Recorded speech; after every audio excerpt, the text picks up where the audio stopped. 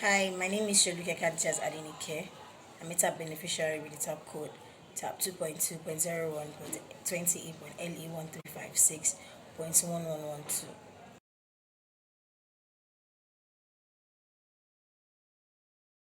I want to say a very big thank you to the brains behind Tap Project and say thank you so much. And I want to use this opportunity to say thank you to Princess Adejoke Adifuluri Olupi for allowing we core members to be a beneficiary of this UNESCO Tap project. I say a very big thank you to you. Thank you so much, ma. God bless you, ma.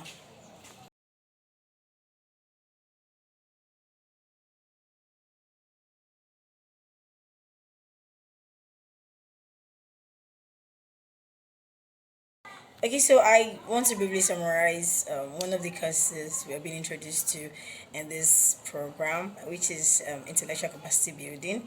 We have about 6 modules in this particular course.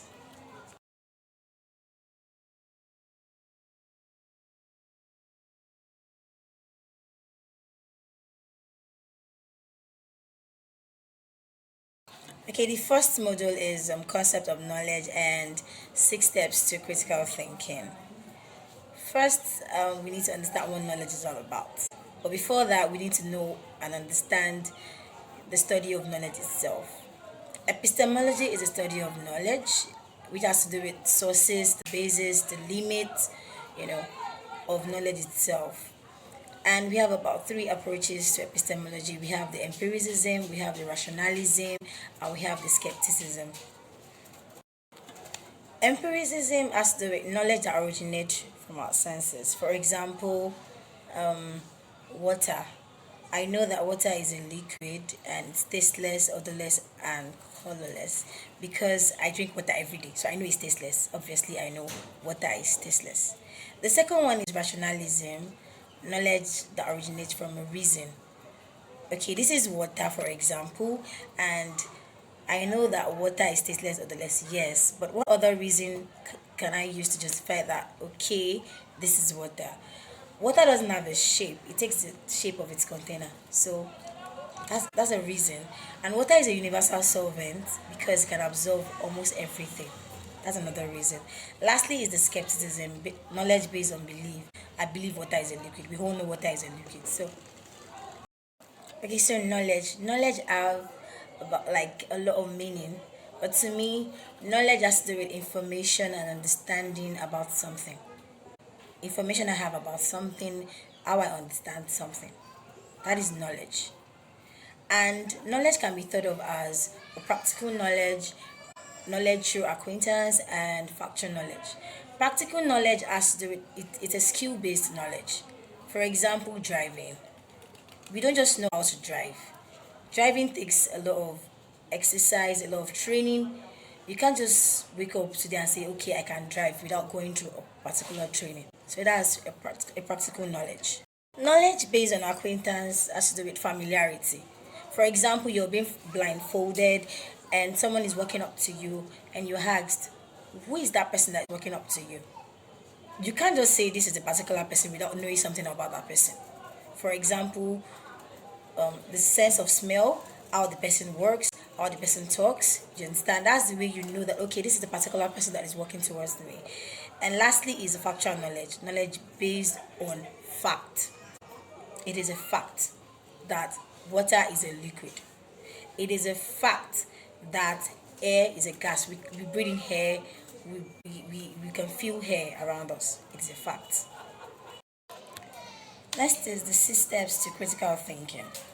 Before that, we need to understand what critical thinking is all about. When we hear the word critical, we know that okay, this is a problem. Obviously, this is a problem.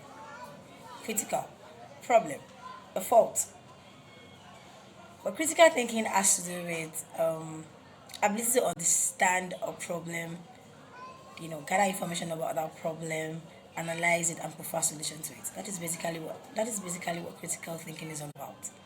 And we have 6 steps to improve our critical thinking, which I call Olu and Evelyn question Christiana really. I know it sounds funny. Olu and Evelyn question Christiana really. Olu in this sense is observation, and means analyze or analysis. Um, Evelyn, evaluation. Question is still question. Christiana is conceptualize. And lastly, really means reflect. I always say observation has to do with you gathering information about a problem from different sources, gather information from different sources. Analysis has to do with you separating your information into different parts. It might be information from friends, it might be from an argument, it might be from you surfing the internet. Just separate those information into different parts. And evaluation has to do with differentiating between the right and wrong, the right information from the wrong information. And question has to do with you questioning yourself that, okay, is this the right solution? So you question yourself that, is this the right solution? Are there other solutions that are more cheaper than my own, that is more affordable than my own solution? And conceptualize has to do with you, it simply means consideration. There's some certain things you need to consider before saying that, okay, this is the solution for this particular problem. Consider the gender, consider history, consider ethics, consider culture, consider your environment before saying that this is the solution to this particular problem. And lastly is to reflect. Think about it. Have you gathered the right information? Is this the right solution? That is simply what reflect is all about. So the 6 steps to improve our critical thinking is observation, analysis, evaluation, question, conceptualize, and reflect.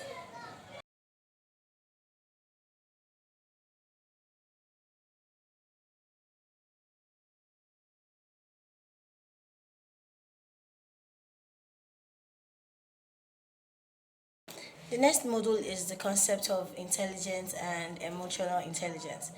Intelligence is all about the capacity of the mind, ability to acquire knowledge and to put that knowledge into practice. And we have different theories of intelligence. We have the theory of general intelligence, we have the theory of fluid and crystallized intelligence, and we have the theory of multiple intelligence. Theory of general intelligence was coined by Charles Spearman. From his experiments, he was able to deduce that when a student performs well in one subject, then the student can perform well in other subjects. Let's assume I'm able to perform well in mathematics, then I will be able to perform well in chemistry, physics, and the likes. Let's assume um, I'm a footballer, I'm able to run very fast, then obviously I'll be able to swim very well or I'll be able to jump very well. So it was able to come up with different general intelligence, which is the working memory, the quantitative reasoning, the fluid reasoning, the visual spatial processing, and knowledge itself. The next theory of intelligence is the theory of fluid and crystallized intelligence, which was coined by Cattell and Horn. Based on their own experiments, they were able to deduce that general intelligence is a combination of various mental abilities, and they were able to divide general intelligence into the fluid and crystallized intelligence. The fluid intelligence is all about ability to think abstractly and to solve new problems, and it is never influenced by environment or culture or anything, and it decreases after adolescence. While the crystallized intelligence is just an accumulation of knowledge which increases throughout adulthood, and it's always influenced by the environment or culture, or it can be influenced by anything. Under this theory of fluid and crystallized intelligence, Thornton was able to come up with 7 primary mental abilities, which is the verbal comprehension, the inductive reasoning, the spatial orientation, the number, the word fluency, the perceptual speed, the associative memory, and inductive reasoning. Also, we have the theory of multiple intelligence, which was coined by Albert Gardner. Based on his observation, he deduced that different people have different intelligence, and he was able to come up with 9 categories of intelligence, which is the verbal linguistic intelligence, the musical intelligence, the mathematical intelligence, the public and aesthetic intelligence, the interpersonal intelligence, the intrapersonal intelligence, the existentialist intelligence, the naturalistic intelligence, and the musical intelligence, the visual spatial intelligence, and so on. Under this theory of fluid and crystallized intelligence, Thornton was able to come up with seven primary mental abilities, which is the verbal comprehension, the inductive reasoning, the spatial orientation, the number, the word fluency, the perceptual speed, the associative memory, and inductive reasoning. Also, we have the theory of multiple intelligence, which was coined by Albert Gardner. Based on his observation, he deduced that different people have different intelligence, and he was able to come up with nine categories of intelligence, which is the verbal linguistic intelligence, the musical intelligence, the mathematical intelligence, the basic and aesthetic intelligence, the interpersonal intelligence, the intrapersonal intelligence, the existentialist intelligence, the naturalistic intelligence, and the musical intelligence, the visual spatial intelligence, and so on. Okay, so the next one is emotional intelligence, and if we're talking about emotional intelligence, we will talk about emotions first. And emotions, when we hear the word emotions, all we think about is our feelings, our thoughts, and emotion is all about um, what we feel about something and how we react to something, how we react to it might be an event, it might be someone's thought, it might be our own thought itself. It's mainly our reaction to something. And we have about four components of emotions. We have feeling itself, we have bodily arousal, we have sense of purpose, and we have social expressiveness. Also, emotional intelligence is just the ability to perceive emotion, ability to understand our emotion, and how to regulate it to bring about intellectual growth. And we have different model of emotion. So we have about three models of emotional intelligence. The first one is the ability model, the second one is the traits model, and the last one is the mixed model. Ability model is just your ability to perceive, utilize, understand, and manage your own emotion and other people's emotion. And we have about four categories of ability model. We have the emotional perception, we have the emotional understanding, we have the emotional integration, and lastly, we have the emotional management. The second one is the traits model. It has to do with how good we are in understanding, utilizing, and managing our own emotion and other people's emotion. And we have about five categories of this traits model. We have the interpersonal, the intrapersonal, the adaptability, the stress management, and the general mode. Lastly, is the traits model, and it's all about you. The last one is the mixed model of emotional intelligence. The mixed model of emotional intelligence is all about you understanding the impacts of one another. For example, Mr. A and Mr. B. Mixed model is just about the ability of me understanding the impact of Mr. A on Mr. B, and how I'm able to guide Mr. A on his decision making so that it won't affect Mr. B, and also guiding Mr. B in his decision making so that it won't affect Mr. A.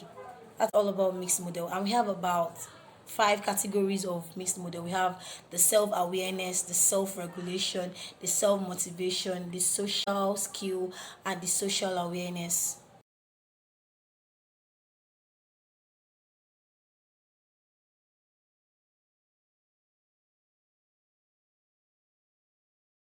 Next topic is logical reasoning. And logical reasoning is the ability to interpret an information or process an information, to bring about a solution to a problem. And under logical reasoning, we have the inductive and deductive reasoning. But before that, we need to understand what inferences and arguments is all about. Inferences is more like drawing a conclusion from a premise, and a premise can either be a statement, can be an idea, it can be a previous event, it can be an information, it can be a data. While argument is like collection of inferences. For example, all dogs have flea. Vemo is a dog. Vemo have fleas. You understand? All dogs have fleas is a premise. Bemo is a dog is also a premise. Now Bemo have fleas is a conclusion because all dogs, Bemo is a dog. So our conclusion is that Bemo will also have fleas. So that's the difference between premise and conclusion. Moving on, we have the inductive and deductive reasoning.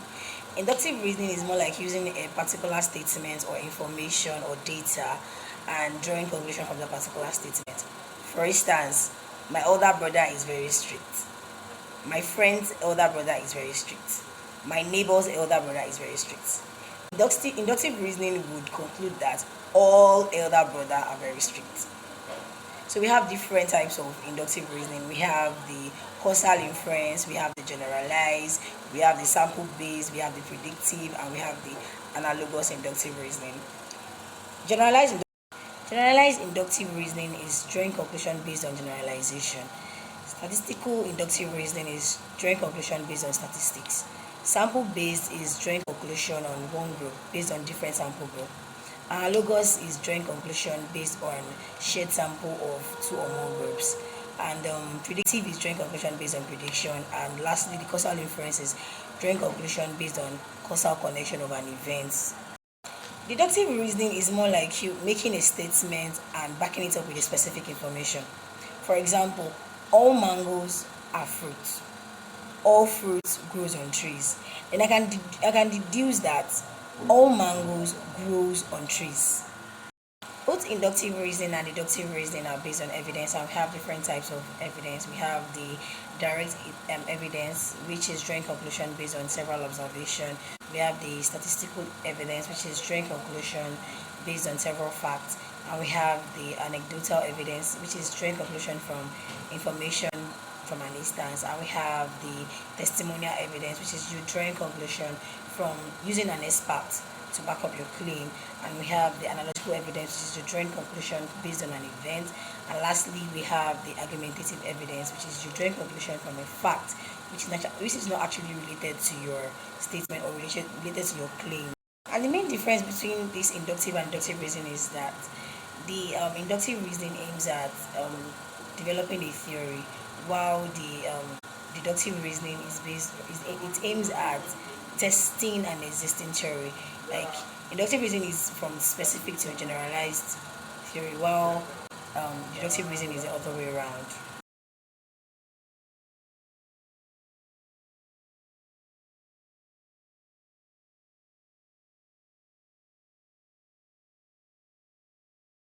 Okay, the next topic is the dual thought process and the cognitive bias. Dual thought process, it provides us with the information about how thoughts can arise in two different ways, and these two different ways are the implicit and the explicit thought process, which in this model is called the type 1 and the type 2 thought process. The type 1 is the implicit thought process, while the type 2 is the explicit thought process. Let's start with the type 2 thought process, which is the explicit thought process. It is the conscious and control thought process, which is very slow and sequential, and it's rely on the working memory. It's very limited. For example, you want to learn how to bake. Before you can bake, you need to understand how you mix the batter before you can say, okay, this is the cake I'm baking, or this is the cake I've baked. You must learn how to mix your butter and sugar before adding the egg and adding the flour itself. So it takes steps. It's very sequential. It takes different steps in order for you to bake a cake. Then the next one is the type 1 thought process, which is the implicit thought process. It is very fast, it's automatic. You've learned how to mix your batter, so you know how to bake already. So you don't need to start thinking about, okay, what's the next thing to mix before you mix it, before you bake. So that's the type 1 thought process. It's unconscious, it's very automatic, it doesn't rely on the working memory, it's very fast and automatic. Under the dual thought process, we have the rational mode and the intuitive mode of thought. The rational mode takes sequential steps before making decisions, while the intuitive mode is the opposite of the rational mode. It doesn't require any steps. It's very fast and efficient. So we know that the type 1 thought process works with the intuitive mode of thought, and the type 2 works with the rational mode of thought because it's deliberate. It takes sequential steps before making your decision. Cognitive bias is an error in thinking which occurs when an individual tries to process or interpret an information, which in turn affects their decision making. And we have different cognitive bias. We have the confirmation bias, we have the anchoring bias, we have the negativity bias, we have the gambler's fallacy, and we have the illusory correlation. Confirmation bias is a process where an individual interprets an information in order to support an idea. For example, neighbor A and neighbor B. Neighbor A hates dog while neighbor B loves dog. Neighbor A saw a dog trying to harm a child while neighbor B saw a dog trying to defend itself from a child. Both of them are interpreting the information based on their own idea. Gambler's fallacy is a belief that when a particular event occurs more frequently in the past, then it's less likely to occur in the future. For example, you flipping a coin for about like 5 to 6 times, and it keeps landing on the head, like the head face keeps landing up, and then when you want to flip the next one, you feel like okay, it's the tail now, it will land on the tail side, but then it keeps landing on the head side. So it's a 50% probability that the coin you flipped is going to land on the head or the tail side. So that's gambler's fallacy. Negativity bias is when you put more weight on bad experience than the good experience. For example, you went on a picnic to the beach, and then you encounter a snake bite. What you keep remembering about the picnic is the snake bite. You won't remember the sight. You won't remember the tour. You won't remember the fun you had on the beach. The only thing you keep remembering is the snake bite. Anchoring bias is when you hold on to the first piece of information you receive. For example, you go to the supermarket to price let's say a pair of shoe, and then the first price that was given to you is 18,000, and then you saw another pair of shoe which is of the same size, the same look, and then it was called like the price is 13,000. What will come to your mind is that the one of 13,000 is very cheap and it's of less quality. But if you were able to price the first one of 18,000 for 13,000, then you wouldn't have gone. You would have gone for the first one, and you wouldn't have gone to price the second one. So so anchoring bias is more like you holding on to the first piece of information you received. Illusory correlation is when you perceive the relationship between two people or events or even behaviors which doesn't even exist. It doesn't correlate. For example, you visit Oyo State, and then on your way where you board the bus, some people insult you. While you're asking for direction, some people insult you. While you go to the restaurant to eat, the waiter was rude to you. You know what you conclude about your visit is that Oyo people are rude. But then you're forgetting when you went to the restaurant and the waiter was very nice to you while serving you your food. You're forgetting the people you met on the way were actually very nice to you. So that's what illusory correlation is all about. You comparing or you perceiving two different relationships which doesn't correlate at all.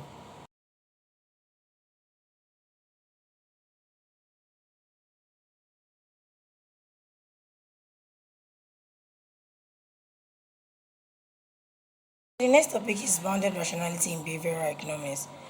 Bounded rationality is the idea that the way we make our decisions or the way or our decision making capacity is it cannot be rational or deliberate due to the limits we face. The limits in such a way that we have information failure, that is unreliable information or information that are not enough, or even the time we're given if we don't have enough time to make our decisions, and lastly the limits of the human brain, that is the way we process information. So this end up resulting in we making a satisfying decisions, that is decision that would either satisfy us, that we making an optimizing decision. Behavioral economics studies the effects of psychological, cognitive, emotional, social, and cultural factors on individual decision making. The conventional economics believes that individuals make decisions to satisfy their own gain. But behavioral economics was able to tell us that there are reasons and there are reasons behind every individual decision making.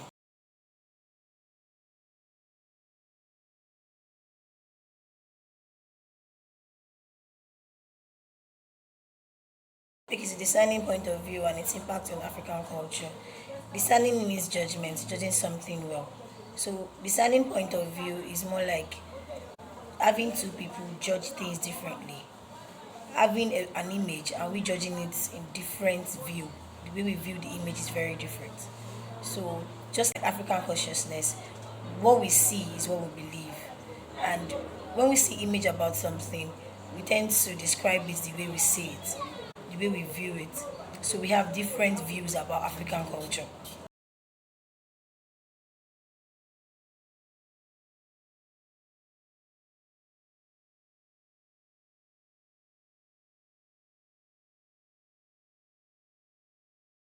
Lastly, is the general Afrocentric knowledge, meaning knowledge about Black culture. From this module, I was able to know that South Africa accounts for the world's for most of the world's platinum production. I was able to understand and know that the oldest desert is the Namib Desert, and I was able to know that we have about 54 countries in Africa. I was able to know that we have about 100 billion galaxy in the universe.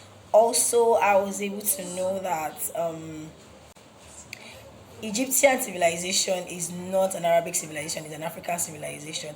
Also, we have much pyramids, about 200 pyramids in Sudan and not in Egypt, and lots more. Thank you so much for watching and listening to the brief summary on intellectual capacity building. I hope you enjoyed it. Thank you, UNESCO Tab, for this great opportunity. Thank you, Princess Adejoke Oreluke Adefulori, for giving us this opportunity to be among the beneficiary of UNESCO Tab project. Thank you so much. Thank you.